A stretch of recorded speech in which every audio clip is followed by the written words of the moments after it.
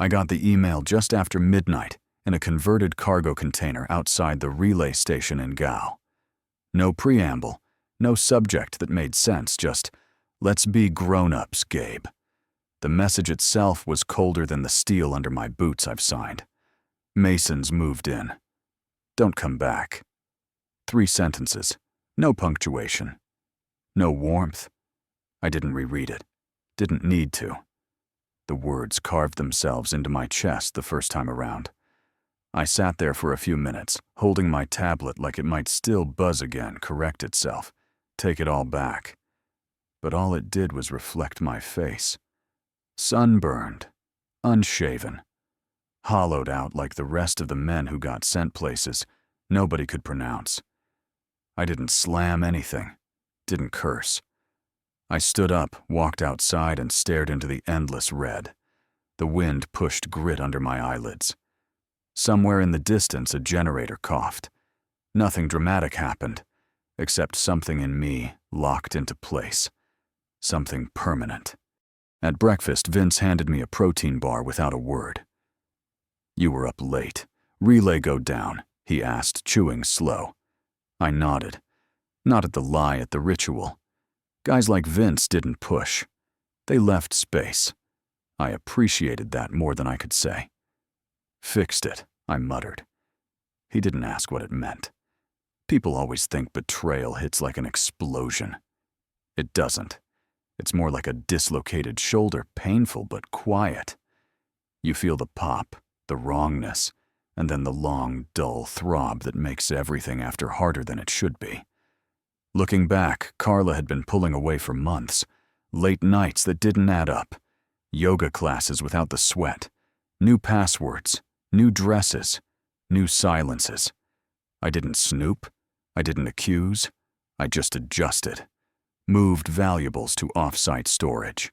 Redirected a sliver of each paycheck to a separate account at a credit union in Churchill. Not enough to trigger her suspicion. Enough that if she ever pulled the plug, I wouldn't be starting with nothing. That's the thing about being trained in signals. You don't need to see the explosion to know one's coming. You feel it in the static. She didn't come with me to the airport. Said the spa had a product launch. Instead, I got a text while queuing for security. "Hope your gate's on time. Double-check your carry-on." I stood there holding my phone, trying to decide if that was supposed to count as love. I guess it did. For her. 3 weeks into Mali, things settled into routine. Too much time, not enough sleep. I started watching our joint account the way I used to watch for heat signatures, quietly, methodically. That's when the withdrawals started. Not big at first. Just a couple thousand here and there. Then 5. Then 9. All labeled wellness vendor, private coaching, investment escrow. Each one made me feel a little less married. Then came the night I got 3 alerts in a row. 32K, 36K, 29K. All gone before I could finish my dinner. I didn't finish it. I walked back to the comms room, fired up a secure terminal, and logged into the home security feed. I'd installed the system when Carla said she was scared being alone while I deployed. Turns out she wasn't alone at all. There he was, mid-30s, smug posture, dog leash in one hand, my Jets hoodie on his back. Same mug in his other hand that she'd given me 3 years ago for my birthday. He looked comfortable, like he'd been there a while. Carla walked by in the background, laughing, the kind of laugh I hadn't heard since before her voice started changing tone when she said my name. And still, I didn't rage. I studied the footage the way I would a signal disruption. Frame by frame, pixel by pixel.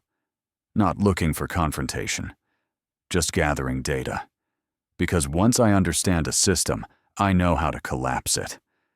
And that night, sitting under a dim security lamp halfway around the world, I realized something simple and pure. She picked the field, but the war that's mine to choose. I never thought I'd be the kind of man who needed a contingency plan for his own marriage. But maybe deep down, I knew long before Mali. Carla changed in quiet ways. At first, it was the perfume, sharper, more expensive. Then it was the gym at strange hours, new friends I never met, and group chats she never let me see. She told me she was helping the spa expand. Late nights, inventory, clients. I wanted to believe her. But I've lived long enough to know that when someone stops asking about your day, they've already decided you don't matter in theirs. So I started preparing. Not out of paranoia, out of discipline. I gathered my military documents, pension records, property title, discharge status, and made digital copies. Stored the physical ones in a fireproof lockbox inside a private facility in Brandon. I logged access under a fake name, Kyle Rempel. Just enough plausible deniability if Carla ever got curious. I moved heirlooms my father's Omega, watch my mother's prayer journal to the same locker. The kind of things you don't want ending up on Facebook Marketplace, underused, but clean. Then I opened a second account at a tiny credit union in Churchill. I'd visited once on leave, quiet town, polite staff, no questions asked. I set a monthly auto transfer from my main military deposit. Only $250 every 2 weeks. Nothing Carla would spot. But enough to get me through a year if I had to restart. I wasn't leaving, but I also wasn't going to be left with nothing. The morning I left for Mali, Carla didn't hug me. She handed me a reusable water bottle and said, "You remembered your plug adapters, right?" That was it. Not even eye contact when she said it. I remember thinking she's already on the other side of this, and I was right. 3 weeks into deployment, I was alone in the comms tent when I noticed a deposit alert had failed. Odd. The redirect I'd set up from our joint account to my Churchill backup had bounced. I logged into our bank portal half expecting a server glitch. Instead, I saw our checking balance had dropped from $124,000 to just over $3,000. And our savings emptied clean. There were dozens of transactions labeled Wellness Partnership and Internal Transfer. DP, DP, Danielle Pierce, Carla's boss at the spa. I'd met her once. She'd shaken my hand like it was something she needed to get rid of fast. I didn't call Carla. I didn't want to hear her voice wrapped in new lies. Instead, I called our bank's fraud unit. The first rep said what I expected: joint account, joint permissions. I hung up and called again. Different branch. This time I got Yvette Lacroix. Her tone told me she wasn't reading from a script. "Look," I said. "I'm deployed. I haven't touched our accounts since I left. But someone added a third-party beneficiary, a name I didn't authorize. She asked me to confirm some transactions. I did. Then she asked for my ID and deployment orders. I emailed them from the base's secure network. 10 minutes later, she called back. Quieter this time. "There's a secondary account under your name," she said. "Opened 3 days after your departure. Funded with multiple transfers from your joint holdings. Authorized by a signature labeled Gabriel Norris. But the middle initial is wrong, and the angle of the loop in the signature doesn't match your records. I never signed anything," I told her. She hesitated. That's what I thought. That night, I stared at the list of transactions trying to find a pattern. Every move Carla made, every withdrawal, every deposit was precise. Small enough not to trigger alerts, fast enough to drain everything before I could react. She didn't just steal money. She built an exit strategy. I opened the security feed again. The man Mason was back, walking my dog, wearing my hoodie, using my mug. He even adjusted the porch camera, like he lived there. I didn't feel rage, just clarity. Carla hadn't slipped. She'd pivoted. I started a new list. Operation 94B, personal recovery. Step 1, confirm title. Deed. Step 2, investigate refinance applications. Step 3, run search on Mason Hartley. Step 4, contact. Theo. Step 5, secure pension access. Theo Lee was my old CO turned lawyer. Quiet guy, photographic memory, loyal as hell. I sent him a message through encrypted chat. Need legal help. Discreet. Urgent. He replied in 8 minutes. Tell me where to start. The next day, I pulled property registry data. I needed to know what Carla might have done to the house. It was under my name thanks to my military loan status, but there was a new flag refinance request, pending. Attached was a PDF of an application for $310,000 against the property, co-signed by G.L. Norris. My middle name doesn't start with L. I downloaded the file. The signature was close, same rhythm, same length, but the downstrokes were off, the way a left-handed person mimics a right-hander. Someone had forged me, and the recipient listed a company called Hartley Financial. I froze. Hartley? Mason. I went deeper. Cross-referenced business filings in Manitoba. Found Hartley Financial registered under one Mason R. Hartley Consultant for wellness-centric investment portfolios. It sounded like a front, a legal wrapper around something foul. I checked Carla's social media. She'd set everything to private smart. But Danielle's page was still public. One story showed Carla at a business mindset masterclass. In the background, Mason handing out pamphlets. Another clip had Danielle saying, "We're helping women reclaim their financial power while their partners are, let's say, unavailable." The room laughed. They didn't know I was watching. That night, I wrote to Theo again. They're trying to refinance the house, using my name. Using fake documents. Mason's behind it. He sent back one sentence. "Then it's time we freeze them before they flip you." I slept 3 hours. The kind of sleep where your body shuts down, but your mind stays running like a server processing damage logs. When I woke up, I felt colder than the desert dawn. Not broken. Not bleeding. Just recalibrated. Theo arranged a call over a secure line. He didn't waste time with sympathy. "She forged your name," he said. "That alone is a crime. But refinancing with stolen identity while you're on deployment, that's federal. Possibly more." "What do we do first?" I asked. "We document. We get ahead of her. Before she sells that house out from under you. She's already emptied our accounts.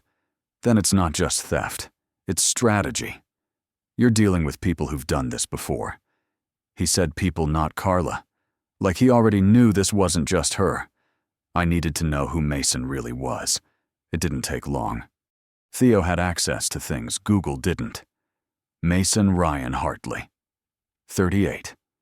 Licensed insurance broker suspended in Alberta for predatory practices. 2 civil suits settled out of court. Ties to 3 shell companies. One dissolved after a fraud investigation. Another still active, but with no physical address. Theo sent screenshots of emails connecting Hartley Financial to other divorces, always involving women who'd unexpectedly gained control over joint assets, only to declare bankruptcy months later, while the homes they sold wound up in the names of Hartley's affiliates. It wasn't a one-off, it was a pattern. And I was just the next uniform in the line. I opened the home security feed again. I'd installed 6 cameras, front porch, backyard, kitchen, garage, living room, hallway. That afternoon, I watched as Mason let in a man in a suit. The jacket had a logo, Croft Realty Group. They shook hands in my living room. Mason pointed at the ceilings I'd patched. The floors I'd redone myself one weekend, with borrowed tools and a YouTube tutorial. I turned on the mic feed. The agent Julian Croft was saying, "We'll list at $489, maybe get $450, with a cash offer." "What about the husband?" Mason asked. Croft laughed. "Out of the picture, right? As long as you two keep it clean, we're golden." My hands didn't shake. I just saved the video to the cloud and flagged it for Theo. "Still think this is just a bad breakup," I typed. Yvette from the bank called again the next day. I pulled the refinancing documents. "There's a problem. I'm listening. Not only was your signature forged, but the supporting documents list a joint authorization from a second party who claimed to be your financial proxy. That person Danielle Pierce, Carla's boss. She attached a letter claiming you'd signed over temporary control due to deployment. But the wording is sloppy. No notary. No legal stamp. No reference to military verification. Why'd the bank accept it? She knows someone here, Yvette said flatly. Or paid someone. I can't prove it yet. I don't need proof, I said. I just need leverage. I spent the next 3 nights building a case. I mapped every transaction dates, amounts, recipients. I organized the camera footage, timestamps, identities conversations. I archived every email, every voicemail, every digital footprint Carla left when she thought I was too far to notice. And then I sent the whole package to Theo with one line in the subject, time to cut the brakes. That same week, I received a strange message through my old military inbox. It was from a woman named Linda Tran. I didn't know her. The message was short. They tried it with me, too. Husband was in the Navy. House gone when he got back. I fought it. Barely won. Heard you're building a case. Thank you. I stared at it a long time, not because of what it said, but because I realized something. This wasn't personal anymore. It was systemic. Mason and Carla weren't just betraying me. They were running a playbook. They preyed on absence, on silence, on trust. And it was time someone interrupted that pattern. By the end of week 6, I had everything Theo needed. Signed affidavits of deployment. Certified copies of my real signature. Financial statements showing prior account behavior. Video evidence of Mason and Julian prepping my house for sale without consent. And one final piece, Carla's email from week 2. She'd written, "You always made things complicated. Mason simplifies everything." I forwarded it to Theo with no comment. He replied, "That's admissible?" I didn't reply, just sat with the words for a while. Not because they hurt, but because they were wrong. This wouldn't be simple. Not for them. I wasn't building a case for revenge. I was building one for truth. The difference mattered. Revenge was about making them feel what I felt. Truth was about exposing how long they'd been doing this and how many others had already been eaten alive. So I sent the final folder to Theo. Every screenshot, signature, wire trace, time-stamped clip. All of it compressed and encrypted. Then I messaged him one line. "Your turn." I sat back in the cot. The heat outside pulsed like a drum. Somewhere in the distance, an engine revved up for morning patrol. But inside that container, the war was about to change fronts. And this time, it wasn't going to be fought with rifles. Theo called me 40 minutes later. "You weren't exaggerating," he said. "This is enough to trigger a federal review. I'm flagging it now. What happens next? You get ready. If we move first, we control the pace." I nodded, even though he couldn't see me. The line cracked, one sandstorm interference. "Just so you know," he added, "there's a team in Ottawa that's been quietly tracking financial abuse of deployed personnel. This matches the profile almost too well." Almost. He meant they've done this before, and they think they can keep doing it. I didn't sleep that night. Not from nerves, from focus. I wrote everything out by hand on Army issue paper. Every dollar, every name, every timestamp. I didn't want to trust a hard drive, not even my encrypted one. Too much had already slipped through systems built to protect me. By sunrise, I had a full timeline. What Carla did wasn't just betrayal. It was sequenced. Day 1, deployment. Day 2, transfer of financial access. Day 5, investment account. Week 2, refinance application. Week 3, open house photos. Week 4, property listing. It was a 4-week kill shot. I uploaded the hard copies to a military-grade file drop and sent them to Theo. Then I messaged Agent Keller, the contact Theo had prepped me for. The reply came within hours. "Need a secure video call." today. Can you access a private terminal? We arranged it for 15, assured local. I borrowed the medic team's private tent. No mirrors, no devices, no risk. When the screen flickered on, I saw two faces.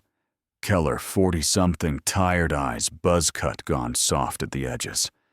And a woman beside him. Agent Din, he said. Didn't say much, just watched. Took notes. Sharp. Keller spoke first. We've been tracking a financial manipulation ring involving military spouses and their civilian partners. Started in Alberta, spread through Ontario, and now? Looks like Manitoba. Mason Hartley, I said. His brow lifted. You know the name. I know the face. The mug. The hoodie. Keller leaned forward. We believe he's the primary enabler. Not always the front, but always nearby. What about Carla Din answered this time. Her voice was calm, surgical. We've seen her name before, attached to 2 prior sales. In both cases, the military spouse had been deployed. In both cases, the house sold well below market. Funds disappeared within 60 days. She wasn't charged. No. She claimed coercion, said she was manipulated, played the abandoned wife card. I didn't react, just let it sit. She's not being manipulated this time, I said. Then we'll need proof. After the call, I got to work. I had access to the home security system, but I needed more. If this was going to be admissible, I couldn't rely on existing footage. I upgraded the system remotely, enabled cloud sync, continuous recording, added a hidden mic to the hallway cam. Then I waited. I didn't have to wait long. That evening, the system pinged. Mason entered with a man in a charcoal suit, tall, balding, carrying a leather-bound folio. The camera caught the logo on his chest, Croft Realty Group. I activated the mic. We'll list it at $489, the agent said. Push for $450, take $430 if the buyer's solid. Quick. Close no conditions. What about the husband? Mason asked. Doesn't matter, Croft replied. Out of country. Worst case, we claim hardship. These guys never want a scene. They laughed. I clipped the footage, sent it to Theo, then to Keller. 10 minutes later, I got a text. You just bought us jurisdiction. That night, I finally slept. Not deeply, but with clarity. This wasn't about heartbreak anymore. This was a hunt. And I had just found the scent. The video gave them jurisdiction. But what came next gave me conviction. Theo called first. That Agent Croft has a record. Civil violations for undermarket sales, 2 formal complaints from military families in Saskatchewan. He's clean on paper now, but the pattern's there. What about the contract? That's the thing, he said. We dug deeper. Then he sent the file. Carla hadn't just agreed to list the house. She'd initiated it. 6 weeks before I left. It was masked under a pre-listing consultation, filed digitally buried inside a client portal that didn't trigger alerts. But it was there. Her name, her digital signature. Croft's notes in the margin. Client interested in private fast sale wants off-market buyer. Spouse away. House fully under her control by midsummer. I read it 3 times. The dates were undeniable. She hadn't waited for deployment. She'd planned it around it. The betrayal wasn't passive. It was strategic. I stared at the contract for a long time, not because it hurt more, but because it explained more than I wanted it to. I used to think maybe she'd drifted. That loneliness twisted her compass. But this was structure. Timeline. Intention. She'd been preparing while still kissing me goodbye. I forwarded the document to Agent Din. She responded with 1 line. You're not her first. Attached was a short report. 2 other names, both women, both connected to previous operations, involving Mason and Croft. Same method, different provinces. Always a soldier away. Always a quick sale contract signed early. and always a clean break afterward. But there was something worse. In both prior cases, the sale was only the beginning. The buyers were always shell corporations, real estate trusts, managed by Hartley-affiliated agents. After the sale, the women received bonuses, consulting fees, speaking engagements, wellness ambassador gigs. It wasn't just theft, it was recruitment. Carla didn't just fall for Mason, she became part of the ecosystem. I logged back into the home security feed. The living room was empty now. But I noticed something new, a corkboard on the wall where our wedding photo used to hang. On it, brochures, floor plans, bullet points, scrawled in different handwriting. I zoomed in. One line stopped me cold. Target price, $410 $410. Carla says he'll take cash if pressured. I leaned back. She wasn't guessing. She was negotiating for me. I called Theo. You see the board? I saw it, he said. So did Keller. They're preparing to freeze the listing, but they need one more piece to accelerate seizure. What proof? Carla isn't just passive, something proactive. On record. I thought for a second. Then I remembered something. Our old shared laptop. I hadn't wiped it before I left. Just shut it down, left it in the study. Carla thought it was too slow to bother, but it had synced to my cloud years ago.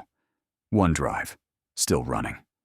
I checked the logs, and there it was. A folder titled Wellness Expansion, Red River. Inside budget sheets, pitch decks, speaker notes. All drafted under Carla's email. All listing my house as initial capital contribution. Then, buried near the bottom, a video rehearsal. Carla alone in the living room practicing a pitch. As military wives, we're often forgotten. But forgotten means free. And freedom means leverage. She smiled at the end. That slow, polished kind of smile you wear for strangers, not husbands. I downloaded the file and hit send. Theo's reply came instantly. That's your bullet, Theo had said. And mine. I thought sending it would bring some kind of relief. It didn't. It felt like loading a chamber. Because once the shot's fired, there's no calling it back. 3 days passed. I didn't sleep much. Keller said they were building the legal framing money trail asset seizure coordination with provincial authorities. But even with the gears turning, I still felt like I was standing in a burning house with a full water tank I wasn't allowed to use yet. Then, on the 4th day, I got an email. Subject line, I saw your footage. I know that face. No salutation, no introduction. Just Mason Hartley.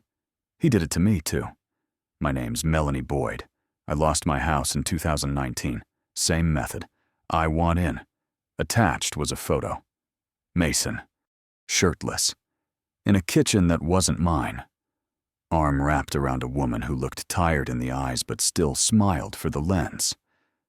Melanie. I called her the same day. She didn't ask how I got her number. Just said I've been waiting 3 years for someone else to figure it out. She lived in Thunder Bay now. Worked as a part-time notary, full-time night shift at a printing depot. She sounded young, but spoke like someone who'd stopped hoping people would listen the first time. She walked me through it. She'd been married to a reservist. Deployment to Latvia. While he was gone, she met Mason at a workshop hosted by a wellness network for military spouses. They made her feel seen, she said. Heard. Then convinced her to take charge of her future. Within 2 months, Mason had her rerouting bank access, listing her home under pressure, and cashing out early. When her husband returned, everything was gone. Mason disappeared. The network folded. The realtor moved provinces. Sound familiar? I told her yes. Very. She'd tried reporting it, of course. Local RCMP said it was a civil dispute. No hard evidence, just signatures. Paper trails that looked consensual. They made it all look voluntary, she said. I understood that better than I wanted to. Melanie offered her records emails, old flyers, call logs. More importantly, she offered her voice. You give me a courtroom, Gabe, and I'll burn it down. I called Theo, told him what I had. He paused a long moment. Melanie Boyd, he asked. I've heard the name. Her file got closed early, misclassified as financial negligence. Not anymore. He exhaled. Keller will love this. Witness corroboration. Prior pattern. Shows Mason's not just a scammer. He's a repeat predator. Make it count, I said. I will. That night I checked the security feed again. Nothing new. Just Carla on the phone pacing. Mason was gone. But she didn't look triumphant. She looked cornered. And that was when I realized something she knew. Not just that I was coming, but that I wasn't alone anymore. 2 days later, Theo forwarded a confidential memo from Yvette at the bank.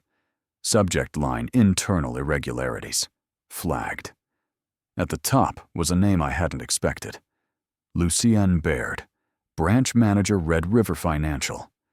Same man who'd processed our mortgage 7 years ago. Polished. Friendly. Wore pocket squares and always remembered Carla's favorite tea. I remembered him clearly, the way he shook my hand, but spoke only to her. Now, according to Yvette, he'd overridden 3 separate internal alerts tied to the refinance application, including one for signature mismatch. He didn't flag it because he recognized the name her note read, and because he's done it before. Attached were 2 other accounts, one from Calgary, one from Victoria, both linked to spouses of deployed personnel. Same override, same approval pattern. Same result, clean sale money gone, no legal follow-up. Lucian wasn't sloppy, he was embedded. I sent everything to Keller. His reply was short. This breaks the case wide open. Money trail plus insider access. Organized fraud. Then, we'll handle Baird. You stay focused on Carla. It wasn't hard, because that night, she left the house alone. First time in days. The camera caught her keys shaking slightly when she locked the door. She drove to the riverfront, sat in the car, didn't move for 15 minutes. Then she opened her phone. I couldn't see the screen, but I could see her thumb, hovering, pulling back, hovering again. Indecision. The first crack. Back at the house, Mason showed up. Alone. He didn't use the front door. He came through the garage, punched in a code I didn't recognize. Must have changed it. He wasn't smiling this time. Pacing. Phone to ear. Angry. No audio this time, he was out of range. But then he threw the phone across the room. The camera picked up the words he mouthed after, "You told me this was clean." Then he sat down at the table. Head in hands. I sent the clip to Theo, who sent it to Keller. That night, Theo called. Lucienne's suspended pending investigation. We're freezing assets connected to Hartley Croft and Pierce. And Carla. She's next. But we need her active. Moving. Talking. One wrong word from you could make her shut down. I nodded. I wouldn't text. Wouldn't reply. Not yet. But the silence was starting to speak louder than anything I could have written. The next morning I got a voicemail. Carla. Her voice was quieter than I remembered. Tired. I don't know what you've been doing, but it's working. Mason's scared. Danielle's gone dark. You win okay. Just don't drag me down with them. There was a pause. You were always better at planning. I thought I could handle it. I don't know what I thought. I saved the message. Didn't replay it. Didn't need to. It wasn't regret. It was fear. And for the first time in months, I felt something close to peace. Not victory, but control. Fear. That's what I heard in her voice. Not guilt, not shame. Just the cold realization that whatever she'd built, whatever she thought she controlled, was finally slipping out of her hands. I didn't reply. Didn't have to. The system was answering for me. 2 days later, Agent Din called. We got it, she said. Her laptop, cloud backups, emails. She didn't raise her voice, but I could hear the shift in her breathing, the kind of weight that came from knowing something big had just landed in your lap. Din continued. There's a document, drafted over a year ago, titled Leveraging Military Absence, Pilot Proposal, author Carla Whitaker. The title punched harder than I expected. It wasn't passive. It wasn't her being led. It was her idea. She went on. 10 pages. It outlines a structure, target, demographic, pain points, psychological levers. There's even a section labeled Ideal Timeline Deployment to Dissolution. I closed my eyes. I could see her now framed by our kitchen window, typing between sessions, sipping oat milk lattes, while drafting the blueprint for how to dismantle me. And the others, I asked. She pitched it to Danielle Mason, even Croft. They used your house as the case study. Of course they did. Theo called that night. I didn't pick up. Instead, I opened the security feed one last time. The living room was dark, empty, except for Carla. She was sitting on the couch, barefoot, arms around her knees, phone in hand, not typing, just holding it. Then she turned and looked directly at the hallway camera. She didn't flinch, just whispered something. No mic feed, but I could read the words on her lips. I didn't mean for it to go this far. Maybe she believed it. Maybe that was her truth. But mine was simpler.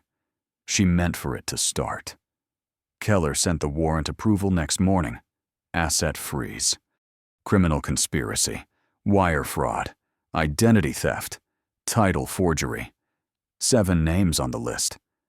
Carla was number 3. I stared at the screen.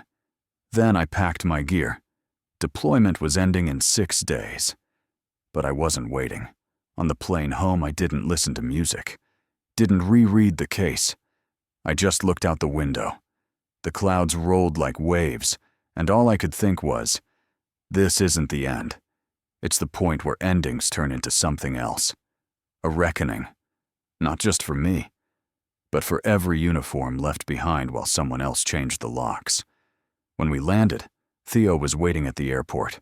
He handed me a folder. Everything's in motion. You ready? I nodded, because now I knew the truth, and I'd waited long enough to watch it speak for itself. I stepped off the plane with nothing but a duffel and a dossier thicker than betrayal. Theo was already waiting near the baggage claim, sleeves rolled up, eyes darker than I remembered. He didn't smile, just handed me a burner phone and said, "They're watching her now. She's not running. Not yet." Outside, the air felt heavier, not from heat, from consequence. I was no longer the man deployed. I was the man returned, not to heal, but to finish. As we pulled away from the terminal, Theo leaned forward. Carla wants to talk, through someone else. I looked out the window. Let her wait, I said. But she didn't. The next morning, Theo handed me a plain envelope, unmarked, sealed. "Dropped off at your motel last night," he said. "No return name, just room number." Inside, a note handwritten on stationery I recognized. Not because of the paper, because of the curve of the G, Carla's handwriting. I don't expect forgiveness. I don't want pity. But I want to live. If you have space for one more conversation, someone will be in touch. At the bottom, a name, Howard Gilmore Legal Counsel. "Do we bite?" Theo asked. "No," I said. But I didn't shred the note either. I folded it, slipped it into my breast pocket. Just because you don't reply doesn't mean you don't hear. Meanwhile, the net tightened. Keller confirmed that Carla's digital trail led to a chain of shell companies, 2 of which had dissolved just hours after her laptop was seized. Someone was trying to burn the map while we were still reading it. Croft had already been detained. Danielle Pierce was next. Mason. Still missing. He'll surface, Agent Din said. These types always do. I believed her. Because Mason needed attention like most people need air. Later that day, Theo took me to a safe house on the edge of town. Not for my protection, at least not yet. This was for Melanie. She sat cross-legged on a folding chair, fidgeting with a binder full of notes and receipts. She looked smaller somehow, but focused. Theo briefed us both. We need to pressure the edges. Carla's still a legal gray zone. We need her useful before we make her useless. What does that mean? Melanie asked. It means I answered she still thinks she has leverage. Melanie looked at me. You gonna take her meeting? Not yet. Why not? Because I want her to sweat first. That sweat started dripping the next morning. I got a call from an unknown number. I didn't answer. It went to voicemail. Howard Gilmore's voice, clipped and precise. Mr. Warren, I represent Ms. Whitaker. She would like to make a private offer of information in exchange for reduced exposure. I have instructions to meet you at a neutral location, your choice. No recordings, no counsel. I played the message twice, then handed the phone to Theo. He smirked. They're desperate. That's a good sign. That night, Carla left the house again. This time, she didn't go to the river. She went to a building downtown, office tower, 4th floor. We had eyes on her through traffic cams, grainy but clear enough. She met with someone. Short, gray jacket glasses, handed over a folder. The man left minutes later. Theo froze the frame. Recognize him? I didn't. He did. Provincial licensing clerk, real estate division. If she's transferring anything, he's the gatekeeper. Dunn ran a trace. 3 hours later, she confirmed it. Carla had just signed over partial control of her spa to an inactive, numbered company. Not sold, not closed. Just moved. Like someone shielding a piece of evidence before the flood hits. She's prepping for a deal, Theo said, giving herself chips to play.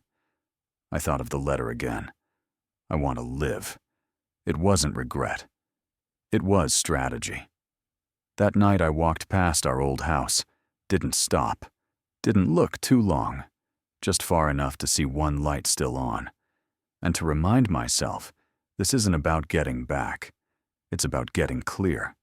I didn't reply to Carla's lawyer, but someone else did. 2 days later, Theo handed me a USB drive. No note, just dropped off at the office. I plugged it into my laptop. One folder. Labeled Aubin. Internal inside a series of audio files and scanned documents. I clicked on the first recording. A woman's voice, nervous but clear. Lucienne, she said to push it through. That's what she told me. Lucienne's reply, clipped and impatient. Then do it. You want to keep your job right. I paused the playback. Theo looked at me. Janice Aubin, he said. Assistant branch manager. She's been sitting on this for months. Why now? She says she's tired of being scared. The documents were damning. Internal memos override requests, and a handwritten note from Carla ensure expedited processing. Client is high priority. Janice had annotated each file, highlighting discrepancies and irregularities. She'd also included a personal letter. I didn't know who to trust. But after seeing what happened to you, I couldn't stay silent. I sat back, the weight of it all pressing down. Carla wasn't just involved. She was orchestrating. We brought Janice in for a formal statement. She was nervous eyes darting around the room, but her voice was steady. I thought I was helping someone. She said it was for a good cause. Theo nodded. And when did you realize it wasn't? When I saw the foreclosure notices. When I realized people were losing their homes. She looked at me. I'm sorry. I nodded. Thank you for coming forward. That evening I received another message from Carla's lawyer. Ms. Whitaker is willing to provide further information in exchange for leniency. I didn't respond. Instead, I forwarded the message to Theo. Let's see what she has to say. The next day we arranged a monitored meeting. Carla sat across from me, hands clasped tightly. She looked tired, worn. I never meant for it to go this far, she began. I said nothing. She continued. It started as a way to help, to give people a chance. I raised an eyebrow. By stealing their homes. She looked down. I made mistakes. I leaned forward. No, Carla. You made choices. She provided names, dates, transactions.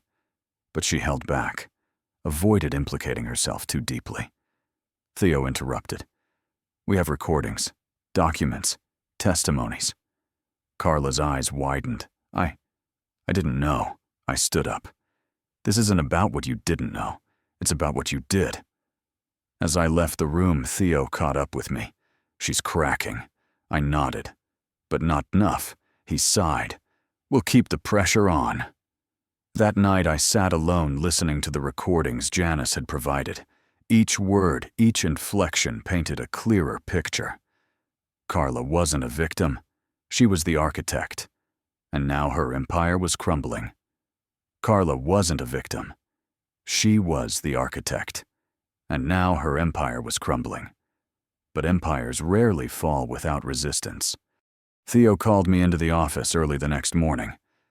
We've got a new lead, he said, sliding a file across the table. Name's Peter Gervais, real estate broker. Works the shadows. I opened the file. Photos transaction records a list of properties all tied to military families. He's been flipping homes under shell companies, Theo continued. Guess who signed off on most of them? I didn't need to guess. Carla. He nodded. And Mason. They've been using Gervais to launder the properties. Quick turnovers, inflated prices, all under the radar. I leaned back. So what's our move? We bring him in. Gervais was slick. Too slick. When we confronted him, he smiled like we were old friends. I'm just a businessman, he said. I sell houses. Theo wasn't amused. Cut the crap. We know you're laundering properties for Carla and Mason. Gervais shrugged. Prove it. We had enough to detain him, but not enough to hold him. For now. Later that day, Melanie called. Her voice was shaky. Gabe, someone's been watching me. Where are you at home? But I don't feel safe. I'm on my way. When I arrived, Melanie was pacing. I saw a car parked outside last night, she said. Same one this morning. Dark windows. I looked out the window. No car. But the feeling lingered. We'll get you somewhere safe, I said. She nodded. Thank you. As we packed her things, there was a knock at the door. I motioned for her to stay back and opened it cautiously. A man stood there. Tall, lean, familiar. Richard. Melanie gasped. Richard. She ran to him, tears streaming down her face. I thought you left. I had to, he said. But I never stopped watching. I've been gathering evidence. He pulled out a flash drive. This has everything. Transactions, emails, recordings. Melanie looked at me. Can we trust him? I nodded. We have to. Back at the office, we reviewed the contents of the drive. It was a gold mine. Detailed records of property flips communications between Carla Mason and Gervais, even a video of a meeting discussing their plans. Theo was impressed. This changes everything. We now had the evidence to tie them all together. The net was tightening. But Carla wasn't done. She sent another message. I know you have the evidence, but there's more. Meet me. Alone. I considered it. A trap. Possibly. But I needed answers. We met at a public park. Neutral ground. She looked tired, worn. Thank you for coming, she said. Make it quick. I didn't start this to hurt anyone, she began. It was supposed to be a way to help. Help who yourself. She looked away. I lost control. I didn't respond. She handed me a folder.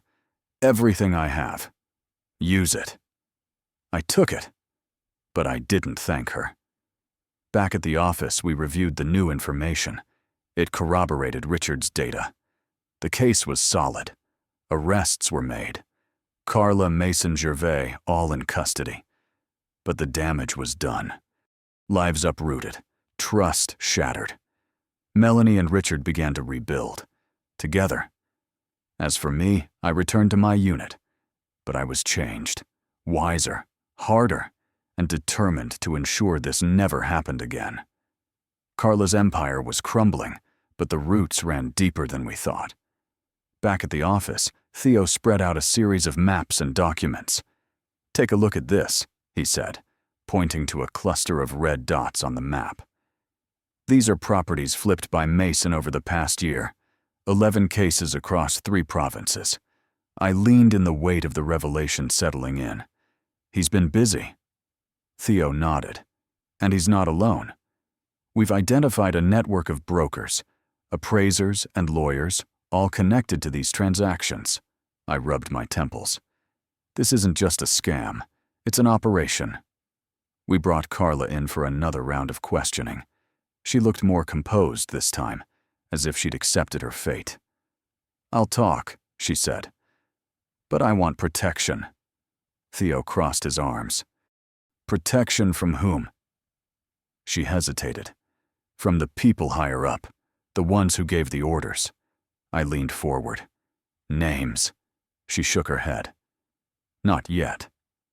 Despite her reluctance, Carla provided valuable information. She detailed the structure of the operation, the roles each player had, and how the money flowed. But she was careful never naming the top-tier individuals. It was clear she was holding back. Meanwhile, Richard and Melanie continued to dig through the data. They uncovered a pattern. Properties were being purchased at below-market rates, renovated minimally, and then sold at inflated prices to unsuspecting buyers. The profits were laundered through a series of shell companies, making it nearly impossible to trace. But with Richard's meticulous records and Melanie's first-hand experience, we were building a solid case.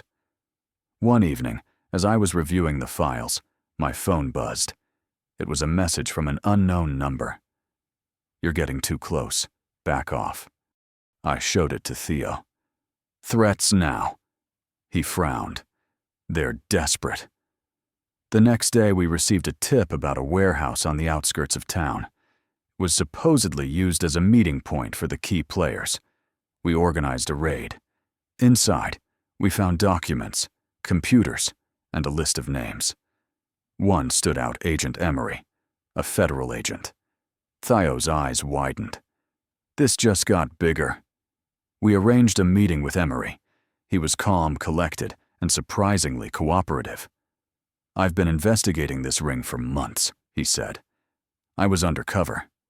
He provided us with additional evidence, including recordings of meetings and financial transactions.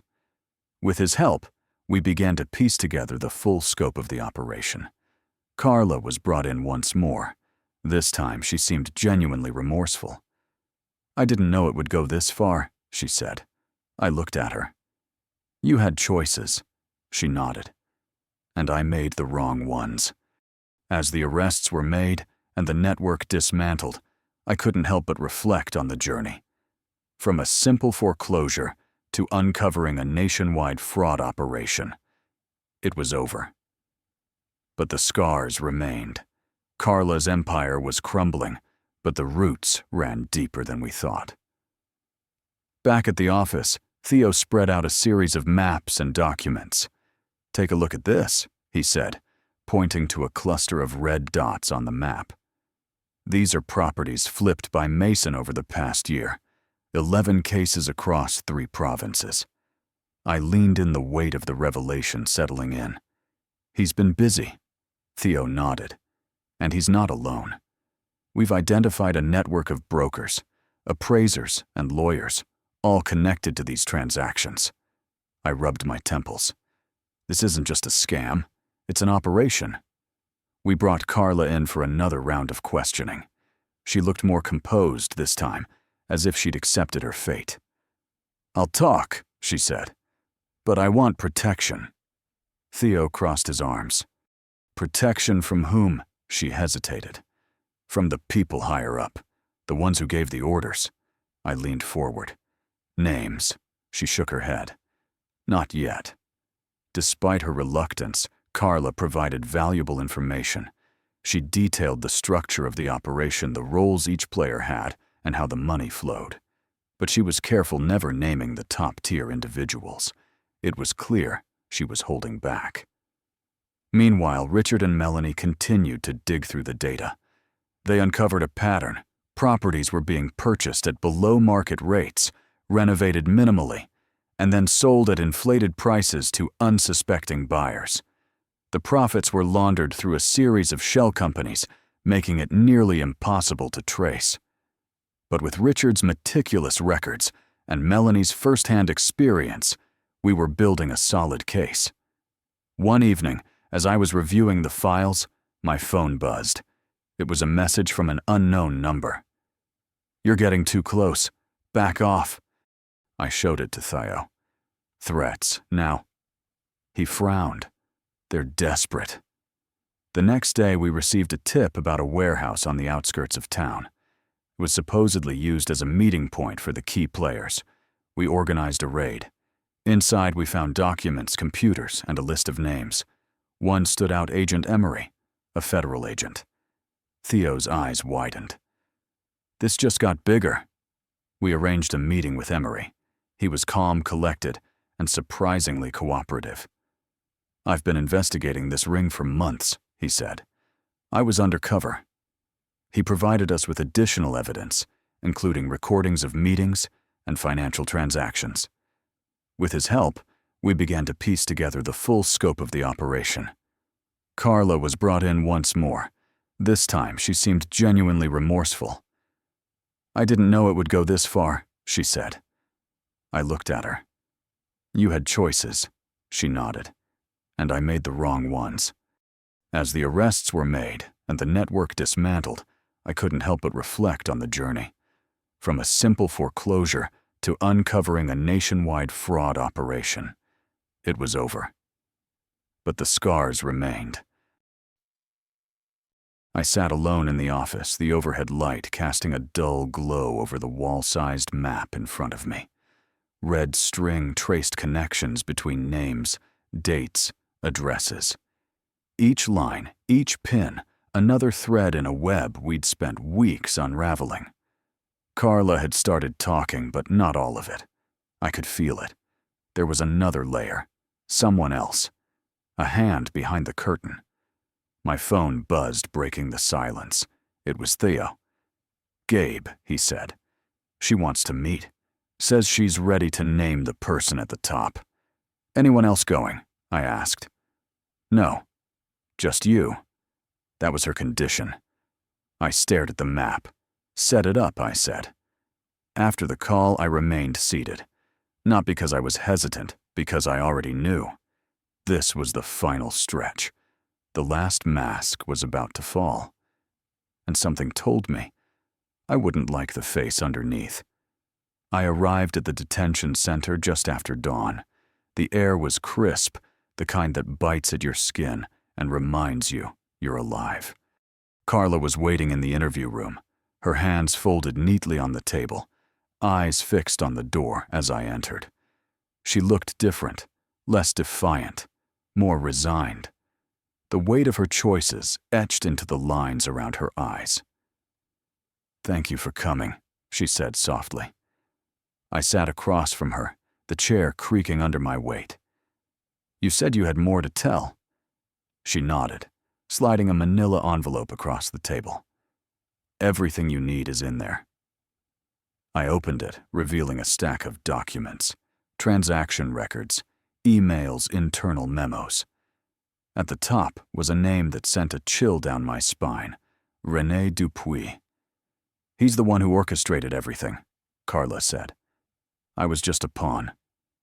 René Dupuis, the regional director of the bank, a man revered in financial circles for his integrity and philanthropic efforts. The idea that he was the mastermind behind the scheme was almost unfathomable.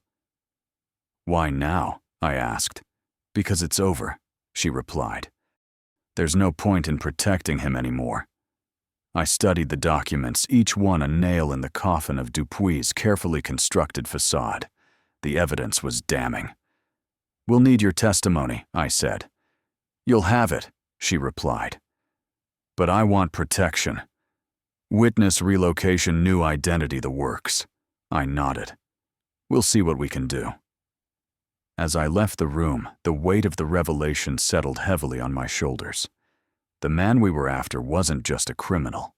He was a symbol of trust and stability. Taking him down would shake the very foundation of the community. Back at the office, Theo was already poring over the documents. "This is big," he said, eyes wide with disbelief. "Dupuis has connections in high places. This won't be easy." "Nothing worth doing ever is," I replied. We spent the next few days building our case, cross-referencing the documents with our existing evidence. The web of deceit was more intricate than we had imagined, spanning multiple provinces and involving numerous shell companies.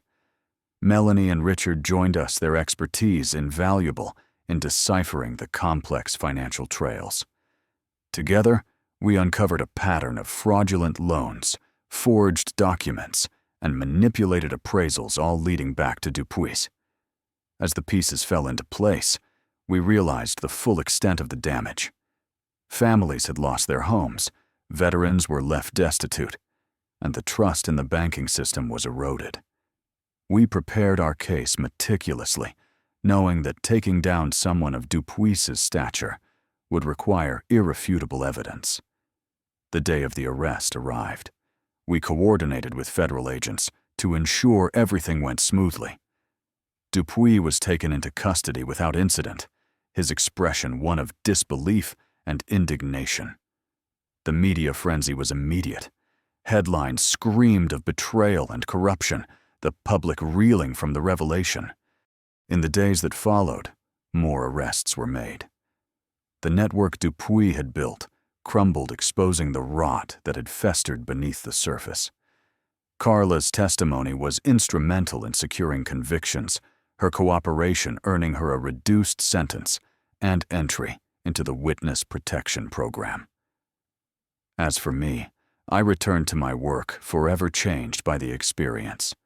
The scars remained, but so did the resolve to fight for justice, no matter how daunting the battle. The morning after Carla's confession, our office buzzed with a renewed sense of purpose.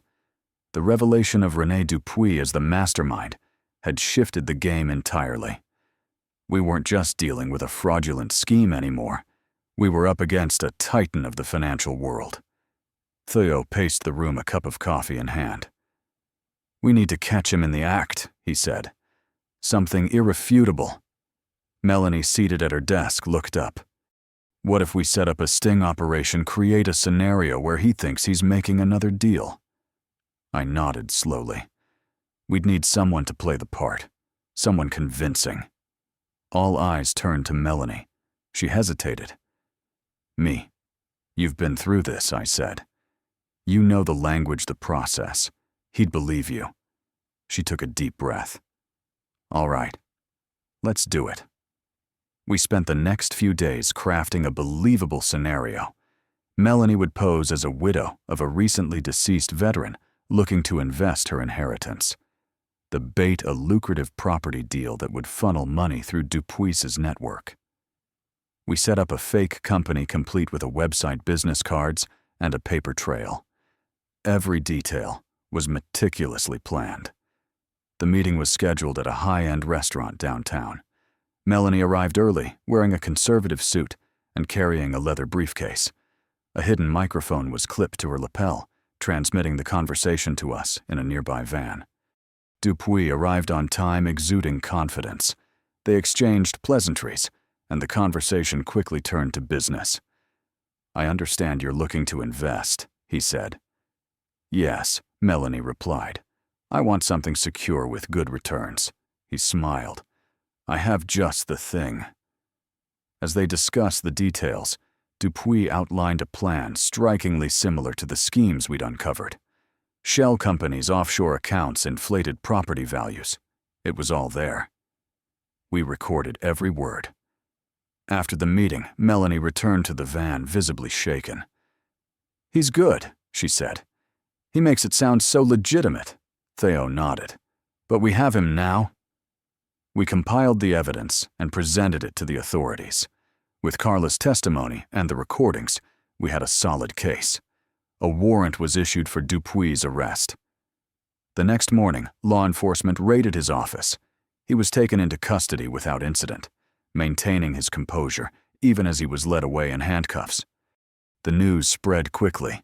A respected figure in the community exposed as a fraud.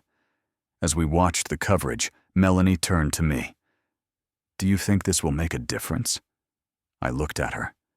"It's a start." The trap was set, but the prey was restless. Rene Dupuy had always been meticulous. So when he called to reschedule our follow-up meeting citing an unexpected trip, alarm bells rang. Theo frowned. "He's on to us." I nodded. "We need to act fast." We decided to accelerate our timeline. Melanie would meet Dupuy at his office, under the guise of finalizing the investment. Hidden recording devices were prepared, and a surveillance team was positioned nearby. The day arrived. Melanie, dressed in a tailored suit, entered the building with confidence. I monitored the live feed from the van. Inside, Dupuy greeted her warmly, but his demeanor was different, guarded, calculating. As they discussed the investment, Dupuy's questions became probing. "Who referred you to me again?" he asked. "A friend from the Veterans Association," Melanie replied smoothly. He nodded slowly, then stood. "Excuse me for a moment." He stepped out of the room. Melanie glanced at the hidden camera, her eyes betraying concern. In the van, Theo cursed. "He's making a call. We need to get her out." I grabbed the radio. "Melanie, wrap it up." "Now." She nodded, subtly gathering her things. Dupuy returned his expression unreadable. "Apologies. Something's come up. We'll have to reschedule." Melanie forced a smile. "Of course." She exited the building and we exhaled collectively. Back at the office, tension hung thick in the air. "He's suspicious," Theo said. "We need more evidence." I agreed. "But we have to be careful. He's dangerous." That night I received a call from the detention center. Carla had been attacked. I rushed over, finding her with a bruised face and a swollen eye. "It was a warning," she whispered. "They know I'm talking." I clenched my fists. "We'll increase your protection." She grabbed my arm. "You have to stop him. Dupuy won't go down easily." The next day, Richard visited the office. He looked tired, but determined. "I want to see her," he said. I hesitated. "Are you sure?" He nodded. I arranged the meeting. Carla sat across from him, her gaze lowered. "I'm sorry," she said. Richard's voice was cold. "You destroyed my family." "I know," she whispered, "and I live with that every day." He stood abruptly. "I hope you find peace, but I can't forgive you." He left without another word. The walls were closing in, but Dupuy remained elusive. We needed a breakthrough. And soon. The morning air was thick with anticipation as we gathered outside the imposing facade of the bank's headquarters. The sun had barely risen, casting long shadows across the pavement. Agents in dark jackets moved with purpose, their expressions grim. Theo stood beside me, his eyes scanning the building. "This is it," he said. "No turning back now." I nodded, the weight of the moment settling on my shoulders. Months of investigation, countless hours of surveillance, and the testimonies of those affected had led us to this point. The lead agent raised his hand, signaling the team to move. With practiced precision, they breached the entrance, their movements swift and coordinated. Inside, the atmosphere shifted from routine to chaos. Employees froze mid-task, their faces a mix of confusion and fear. Dupuy's office was our primary target. We found him seated behind his mahogany desk, a look of surprise quickly replaced by indignation. "What is the meaning of this?" he demanded. The lead agent stepped forward, presenting the warrant. "Rene Dupuy, you're under arrest for fraud, money laundering, and conspiracy." Dupuy's face turned pale, but he maintained his composure. "This is a mistake," he insisted. I demand to speak with my lawyer." As he was escorted out, I couldn't help but feel a sense of justice. The man who had orchestrated so much pain was finally facing the consequences. Back at our temporary command center, evidence collected from the raid was being cataloged. Documents, hard drives, and encrypted files, each piece a fragment of the larger puzzle.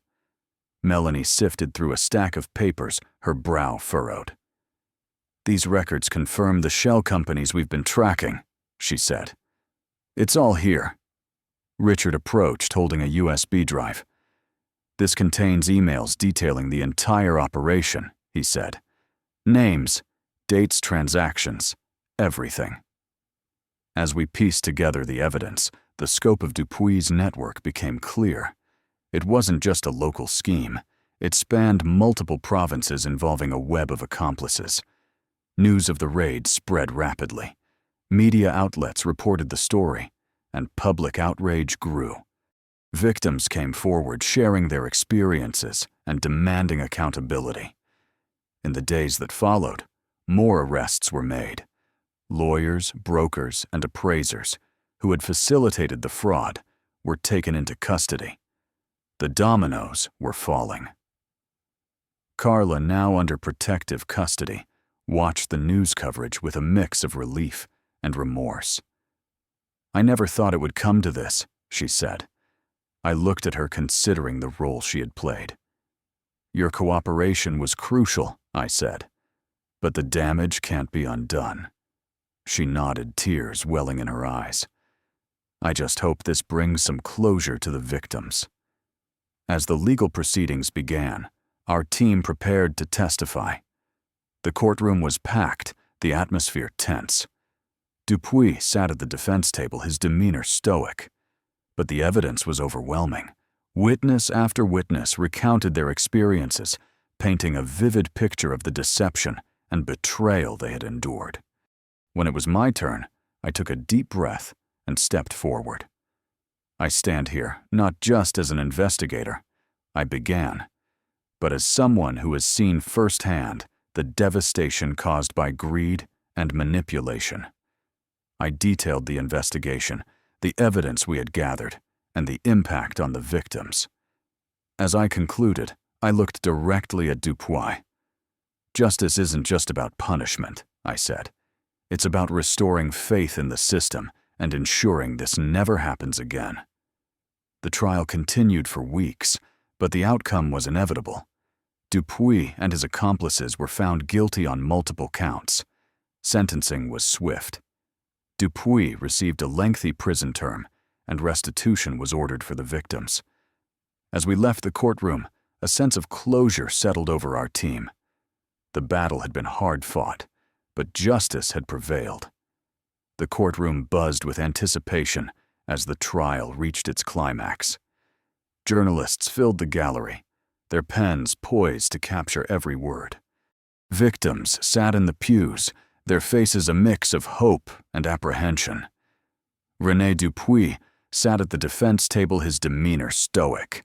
His legal team whispered among themselves, their expressions tense. The prosecution called its final witness, Carla. She entered the courtroom, her posture upright, eyes forward. Taking the stand, she placed her hand on the Bible and swore to tell the truth. The prosecutor approached. "Ms. Carla, can you describe your involvement in the scheme?" She nodded. "I was recruited by Dupuy to identify vulnerable veterans. I facilitated fraudulent loans and manipulated documents." "And your relationship with Gabrielle?" Carla hesitated, glancing at me. "It was part of the plan. Our marriage was arranged to exploit military benefits." A gasp rippled through the courtroom. My heart pounded as her words sank in. The prosecutor continued. "Did Gabriel know?" "No," she replied. "He believed it was real." I clenched my fists, a mix of anger and betrayal surging within me. The defense attorney stood. "Ms. Carla, are you suggesting you deceived Mr. Gabriel entirely?" "Yes," she said softly. "I manipulated him for personal gain." The judge called for a recess. I stepped outside the cool air, doing little to calm my turmoil. Melanie approached. "Are you okay?" I shook my head. I thought I knew her. Back inside, the trial resumed. The prosecution presented evidence, forged documents, financial records, and testimonies from other victims. The defense attempted to discredit Carla, highlighting her criminal past. But the evidence was overwhelming. In closing arguments, the prosecutor addressed the jury. "This case is about betrayal of trust, of duty of love. The defendants exploited those who served our country. They must be held accountable." The jury deliberated for hours. When they returned, the foreman stood. "We find the defendants guilty on all counts." The courtroom erupted.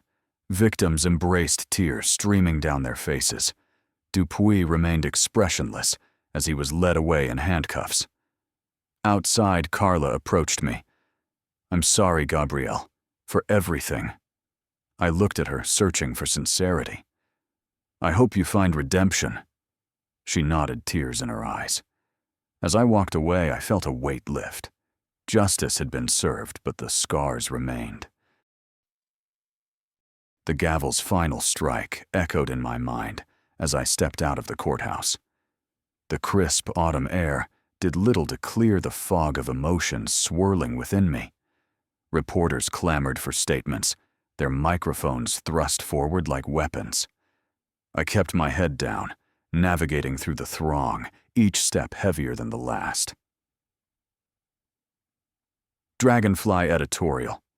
Back in the solitude of my apartment, the silence was deafening. I stared at the walls, once adorned with memories now tainted by betrayal. The revelation of Carla's deception had shattered the foundation of my reality. Our marriage, the shared dreams. It was all a facade.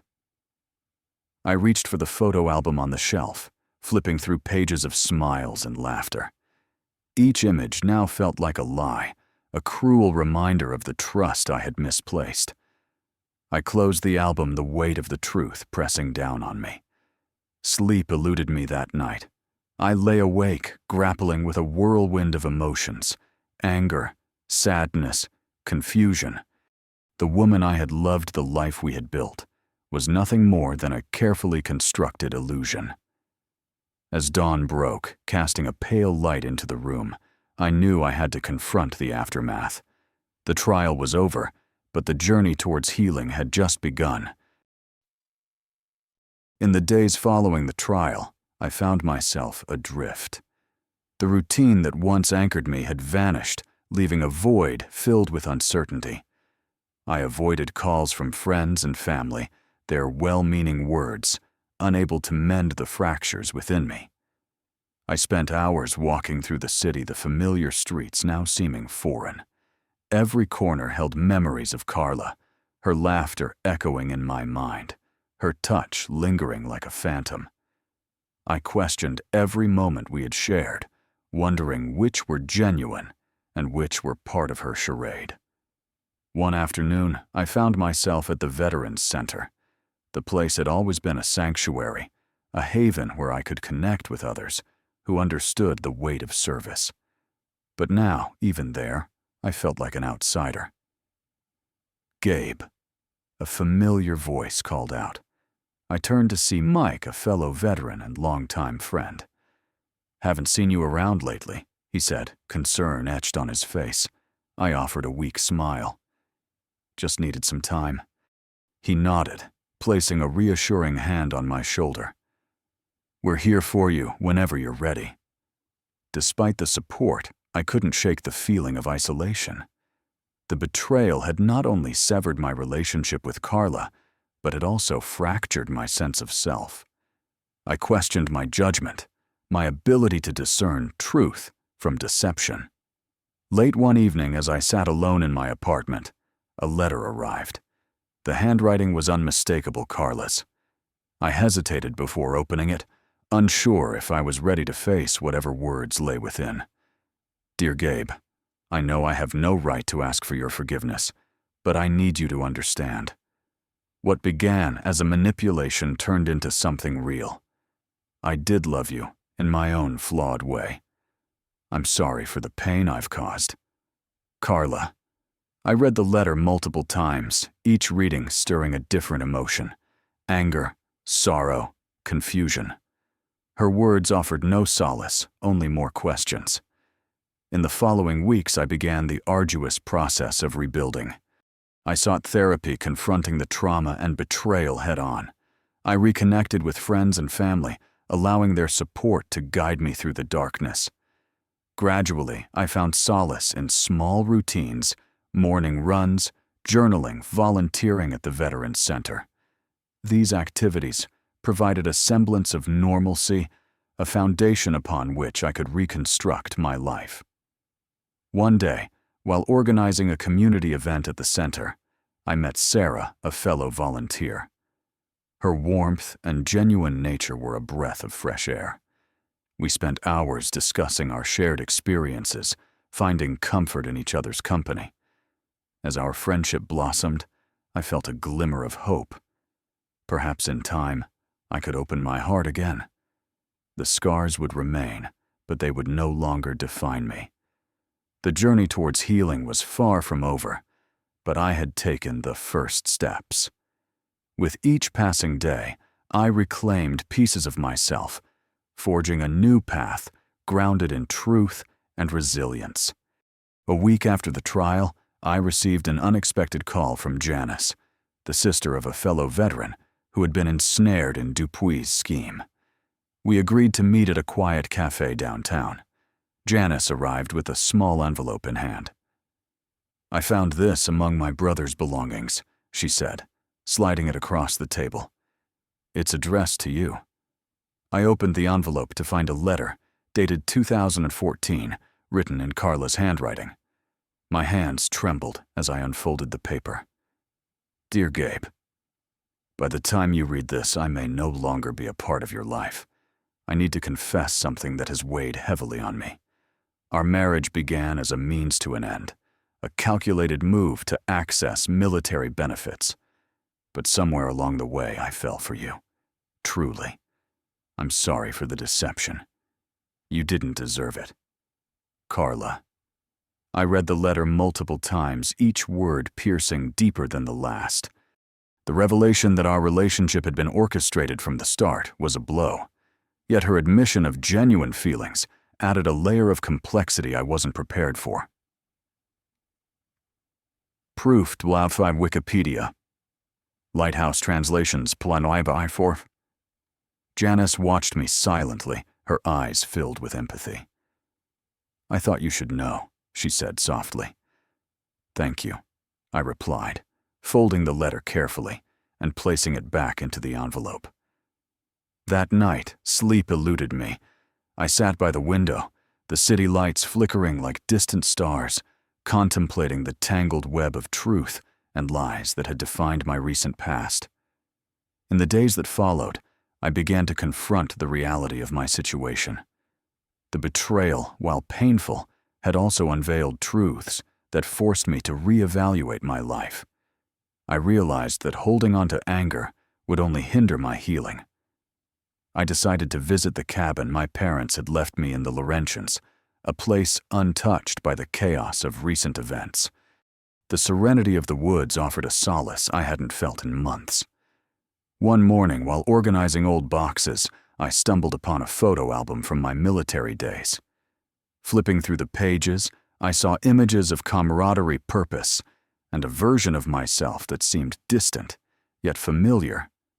I paused at a photo of Carla and me, taken during a trip to Banff. We were smiling, arms wrapped around each other, the mountains towering behind us. Was that moment genuine? Or was it part of the facade? I may never know. But perhaps in that instant, there was truth.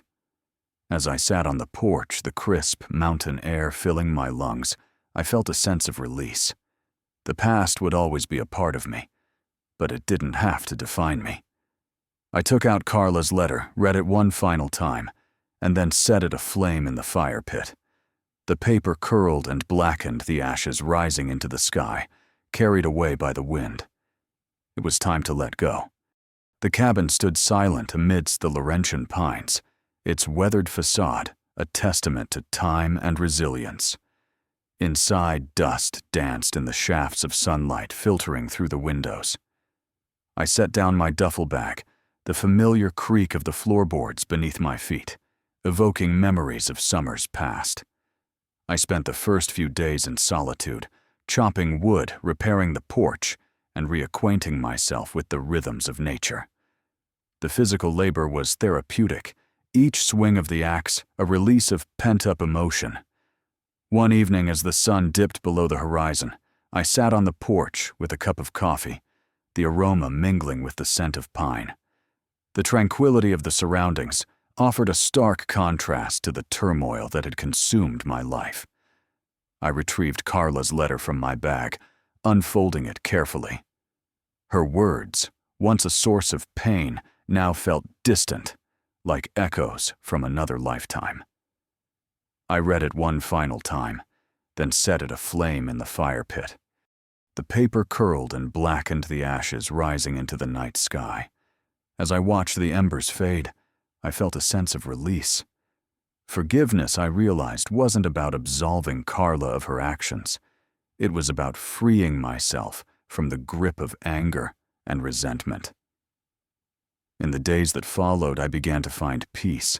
I hiked the nearby trails, fished in the lake, and allowed myself to simply be. The scars remained, but they no longer defined me. I started journaling, putting pen to paper, to process my thoughts and emotions.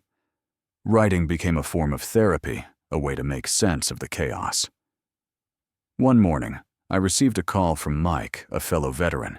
He mentioned that the local community center was looking for volunteers to mentor young people. I hesitated, unsure if I was ready to re-engage with the world. But something within me stirred a desire to give back, to use my experiences to help others navigate their own challenges. I agreed to meet with the center's coordinator. The center buzzed with energy, a hub of activity and hope. I was introduced to a group of teenagers, each facing their own struggles. As I shared my story, I saw reflections of myself in their eyes, confusion, pain, but also resilience. Over time, I built connections with these young individuals, guiding them through life's complexities. In helping them, I found purpose and healing. One afternoon, a young woman named Emily approached me after a session. "Thank you," she said, her voice trembling. "Your story helped me see that it's possible to move forward." Her words resonated deeply. In that moment, I understood that my journey wasn't just about personal redemption. It was about empowering others to find their own paths to healing. As the seasons changed, so did I. The cabin, once a refuge, became a symbol of transformation. I had faced the darkness, confronted the pain, and emerged stronger. Forgiveness, I learned, is not a destination, but a journey, a continuous process of letting go, embracing growth, and choosing to live with an open heart. The cabin had become more than just a retreat. It was a place of transformation. Each creaking floorboard and weathered beam bore witness to my journey from despair to hope. One morning, I stood at the edge of the lake, the mist rising off the water as the sun peeked over the horizon. The tranquility was profound, a stark contrast to the chaos that had once consumed my life. I had started to write again, not just in my journal, but stories, fictional tales inspired by real events. Writing became a cathartic outlet, allowing me to process my experiences and emotions. One story in particular resonated deeply. It was about a soldier who, after facing betrayal, finds solace in mentoring troubled youth. The narrative mirrored my own path, and I decided to share it with the local community center. The coordinator, impressed by the story, invited me to lead a writing workshop for at-risk teens. I hesitated, unsure if I was ready to open up in such a way. But the thought of helping others find their voice was compelling. The first session was nerve-wracking. A group of teenagers sat before me, their expressions a mix of curiosity and skepticism. I shared my story, not the sanitized version, but the raw truth. I spoke of betrayal loss and the arduous path to healing. To my surprise, they listened intently. One by one, they began to share their own stories, tales of hardship, resilience, and hope. The room transformed into a sanctuary of shared experiences and mutual support. Over the weeks, the workshop flourished. The teens' writings evolved, reflecting growth and self-discovery. Their progress was a testament to the power of storytelling as a tool for healing. One afternoon, after a particularly moving session, a young man named Liam approached me. "Thank you," he said, his voice steady. "Your story helped me see that it's possible to move forward." His words echoed in my mind long after he left. It was in that moment I realized that my journey had come full circle. By helping others heal, I was healing myself. The cabin, once a symbol of isolation, had become a beacon of connection. It was here that I found purpose, not in erasing the past, but in using it to forge a better future for myself and for others. As I stood once more at the lake's edge, the sun now high in the sky, I felt a profound sense of peace. The journey was far from over, but I was no longer walking it alone. The cabin had become more than a refuge. It was a crucible where pain was transformed into purpose.